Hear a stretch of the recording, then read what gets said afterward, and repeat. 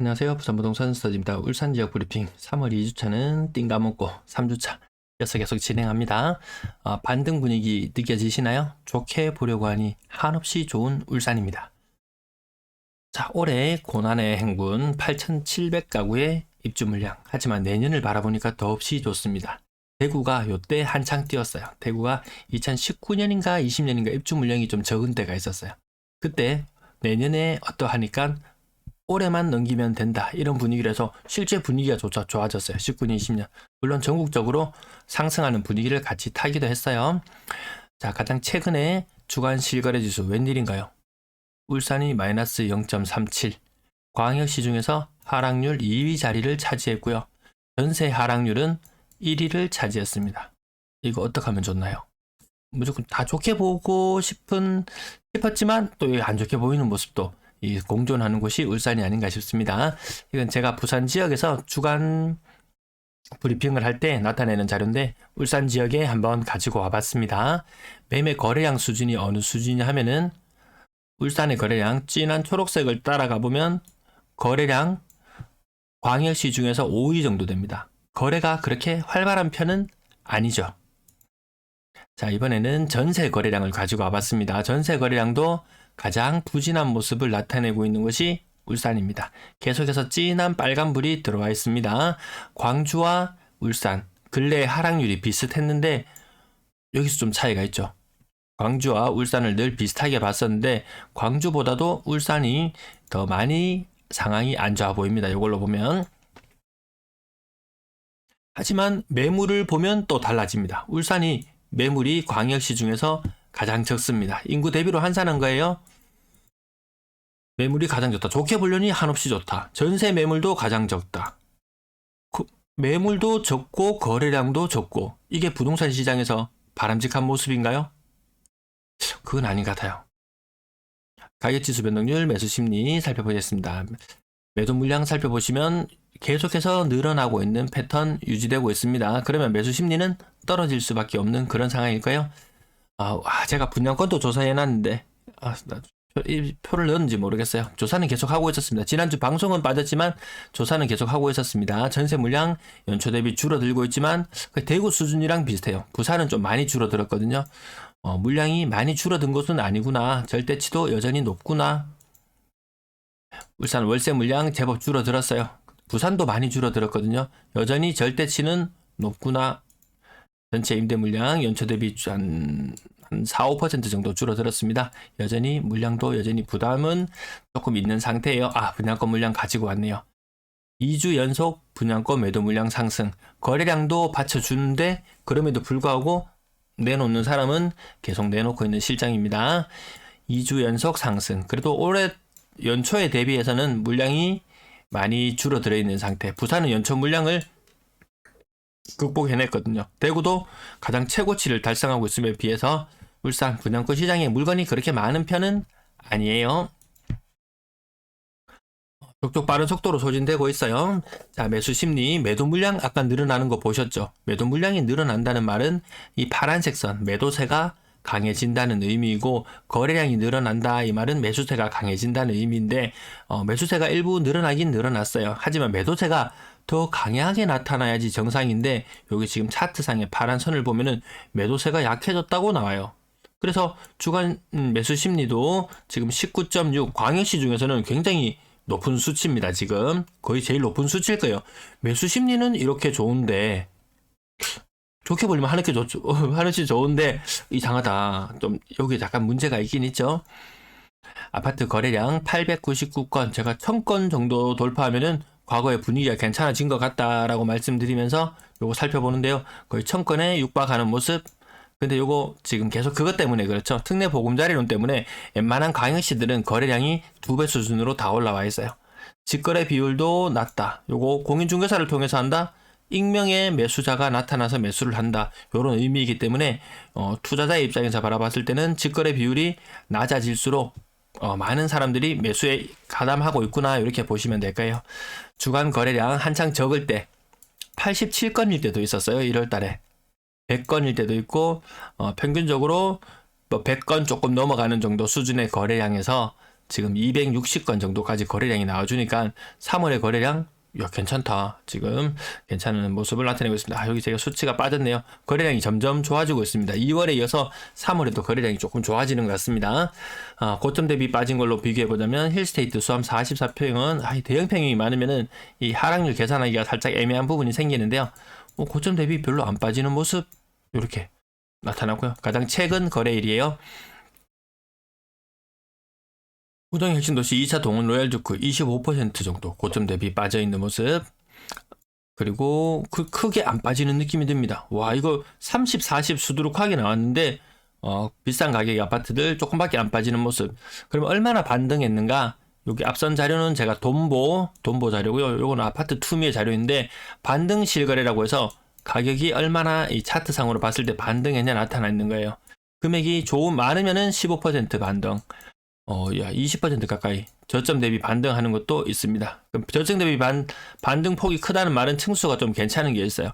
근데 따지고 보니까 그렇게 저점 대비 많이 반등한 느낌은 들진 않네요. 자, 가장 최근 두 번째 날입니다. 대연더샵 30% 정도 하락, 한 중층 정도 되나요? 대연더샵 30% 정도 하락, 저층. 울산도 좀 이렇게 투기 수요? 네, 투자 수요가 좀 붙나 봐요. 근데 투자 수요가 지금 좀 힘든 것은 지금 전세 금액하고 갭 차이가 굉장히 큽니다. 그래서 지금 들어가서 내가 2년 동안 참고 나서 다시 시장 분위기가 좋아진다. 전세 가격이 다시 치고 올라간다. 이거 장담할 수 있나요? 2년 후에 치고 올라갈 때 전세가가 치고 올라갈 때쯤 되면 5% 룰에 묶여서 전세가가 뒷받침이 되지를 못하는 문제점에 봉착할 수 있습니다.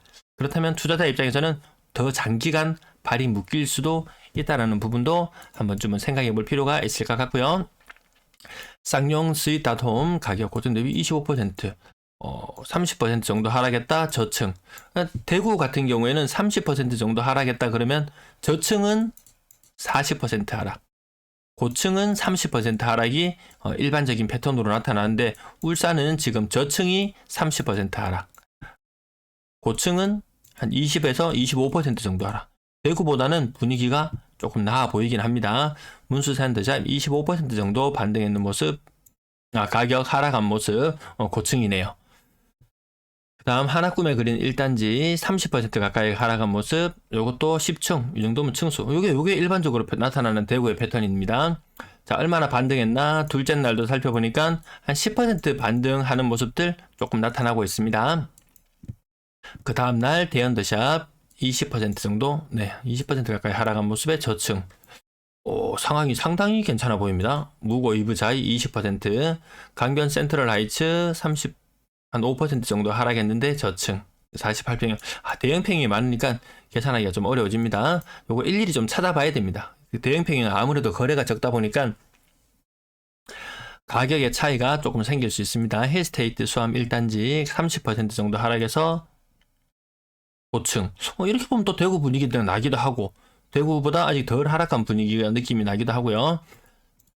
25% 정도 하락해서 울산 송정 반도역 라이파크 5억. 그전보다는 확실히 가격이 조금 올라가는 모습. 5% 정도 반등, 5% 정도 반등, 5% 정도 반등, 5에서 10% 정도 반등의 느낌이 있습니다. 저점 대비. 자동차, 현대자동차 이렇게 사람 많이 뽑고 한다고 했는데 웬걸 한 400명 정도 뽑는다 그랬나요? 이거 하여튼 엄청난 경쟁률을 보이는 걸 보고 그 전에 나간 사람은 몇 명이지? 라고 지난주에도 한번 말씀드렸죠. 나간 사람 많았는데 이게 얼마 만에 사람 뽑는 겁니까? 요즘 로봇주들이 한창 기지개를 펴고 있죠. 얼마나 많이 대체될까 이런 생각도 잠깐 해봅니다. 그리고 그 다음 날로 넘어와서 30% 가까이 하락했는 문수로 1차, 2차 아이파크 1단지 8억 7천. 엘리넷들 42평형 대형평형 거래 부쩍 많이 늘었습니다. 부쩍 많이 늘었어요. 이것도 특례 보금자리로 살려고 마음만 먹으면 살 수 있는 가격대의 물건들 다시 국평으로 내놔서 울산 신정 푸르지오 같은 경우에는 25% 정도 하락했다. 고층. 울산이 주간 실거래 지수상으로는 좀 상태가 많이 안 좋아 보였는데 부산이나 대구보다는 상황이 더 낫네요. 10% 이상 반등했는 건 10% 정도 반등 느낌, 10% 반등 느낌 나는 물건들도 꽤나 보입니다. 문수로 아이파크 2차 40평형 가격 30% 정도 빠졌고요. 중층 정도 되나요? 문수로 2차 아이파크 1단지 8억 2천, 네, 중층 정도 30% 정도 빠진 모습. 문수로 2차 아이파크 33평형 또 다른 것을 보면 30% 정도 빠진 모습. 가장 최근에 신축 아파트 7억, 대연더샵 10% 정도 고점 대비 빠졌고요. 무거 위부자이 한 20%, 한 25% 정도 대형 평형 좋게 보려니 정말 한없이 좋게 보입니다. 5% 정도 많이 반등한 거래 가격으로 나타나는 대연더샵은 저점 대비 이건 많이 올라온 걸로 나타납니다. 힐스테이트 수암 2단지 10% 정도 반등하는 느낌, 5에서 10% 반등 느낌. 많이 떨어졌을 때는 30에서 40% 정도 이 정도 하락률을 나타냈던 것이 근래 들어서 한 25%에서 30% 이런 하락률이 지금 많이 나타나고 있네요. 건당 거래 대금은 3억을 넘은 모습. 와, 고가 아파트들 울산에 무슨 일 있나요? 고가 아파트들 왜 이렇게 많이 사죠? 가격대별 거래량 1000건을 넘어가면 의미 있어지는 순간들이 온다고 기대를 해봄직한데 지난번에도 이때 가져왔죠. 좋아지려고 하다가 다시 어떻게 될지는 시간을 두고 조금 더 지켜봐야 될 것 같습니다. 특례 보금자리론 효과가 끝나면 거래량이 줄어들 확률이 더 높거든요. 계속해서 상승해 나간다? 그러기에는 벌써 10% 가까운 가격 반등이 일어났는데 여기서 10% 정도만 더 반등을 한다 손 치면 가격은 거의 뭐 전고점에 거의 뭐 근접할 정도의 매매 가격이 나온다면 그렇게 매수 수요가 붙을지 좀 의문은 있습니다. 3억 미만 비율 50% 딱 반띵이 되어버렸습니다. 여기서 고가의 아파트들 8억 10억 넘어가는 것들 거래 비중은 좀 미미하고요. 6억 8억대 그리고 요 거래량을 보시면 5억 이상 아파트들 많이 사네요. 그리고 4억 이상의 아파트들 굉장히 많이 사고 3억 이상 아파트 비율이 50%에 이를 정도로 지금 비싼 아파트들 많이 사고 있는 걸로 보여집니다. 6억 이상 거래량도 굉장히 의미 있어질 만큼 많이 거래가 이루어지고 있네요. 비율 6% 정도 수준까지 올라와 있고요. 남구 지역 거래량 지난번에 이어서 많이 돋보인다. 적을 때 노란색은 22년 8월 달이거든요. 그때 대비 거래량이 3배나 터졌어요. 남구의 거래량이 가장 많이 터졌다. 가격이 반등을 하거나 뭘 하거나 했을 때 남구를 더 많이 사람들이 선호하는구나 이런 느낌. 분양권 거래량 올해 많이 이뤄졌지만 아까 영상 서두에 보여드렸다시피 거래량이 매물이 좀 늘어나고 있는 게 조금 그렇다. 그리고 직거래 비율 지금 월 초에는 좀 비율이 높게 나타나다가 낮아집니다.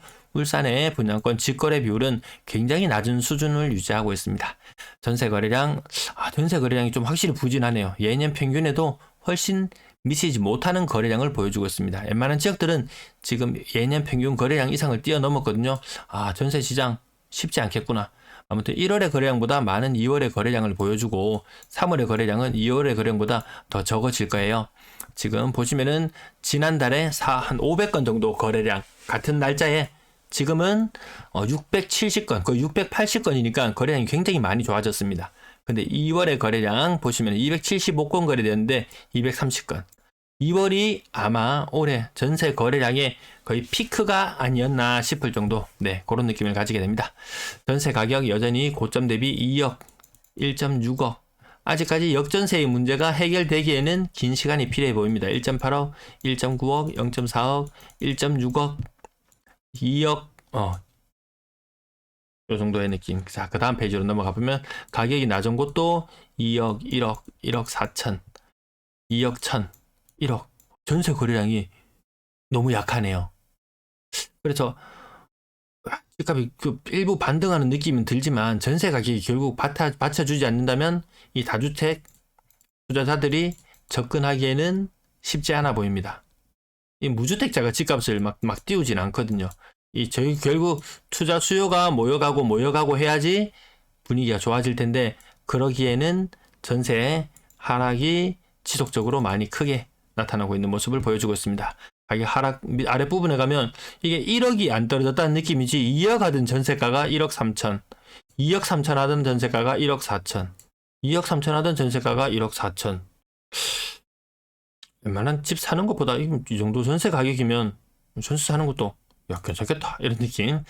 전세 비중이 조금 작년보다는 조금 높아지려고 하나요? 아직까지 3월의 흐름을 좀 더 지켜봐야 되겠는데 전세 거래량이 그렇게 활발한 느낌은 들지 않습니다. 평균 전세 가격은 2억 수준까지 내려와 있습니다. 지금 지속적으로 많이 하락하네요. 이게 높을 때는 2억 5천 정도 수준까지도 갔었는데 지금은 2억으로 평균적으로 한 20% 정도 빠졌다. 요 정도로 체감이 되시나요? 더 많이 빠진 거, 체감되기는 더 많이 빠진 걸로 체감이 되죠. 전세 거래량 한창 좋을 때 대비해서 많지는 않지만 지금 2월 달까지는 분위기가 괜찮았다. 3억 미만 비중 85에서 70%까지, 이 부산도 그렇고 대구도 그렇고 3억 미만 비중은 거의 한 85% 이 정도 수준까지 지금 다 올라와 있습니다. 금리가 어떻게 될지 향후 매우 궁금해지는 시점이네요.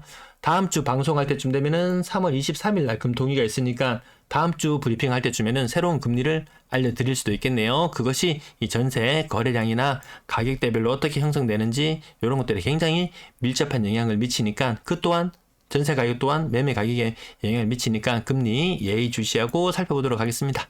월세 거래량은 2월 달에 괜찮았네요. 1월, 2월 괜찮았어요. 전세 거래량이 좀 안 좋다. 물량도 많지는 않지만 거래량이 안 좋다는 것. 이 투자 시장에서 제일 안 좋은 모습이 거래량이 많지 않다는 것.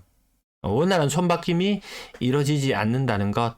그것이 가장 큰 독이 될 수도 있을 것 같습니다. 월세 보증금이나 월세 가격은 크게 변동이 없는 모습. 전체 임대 거래량 2월은 좋았다. 3월은 2월보다는 좀 약한 모습일 것이다. 이렇게 전망해 보면서 오늘 방송 마치겠습니다. 시청 감사합니다.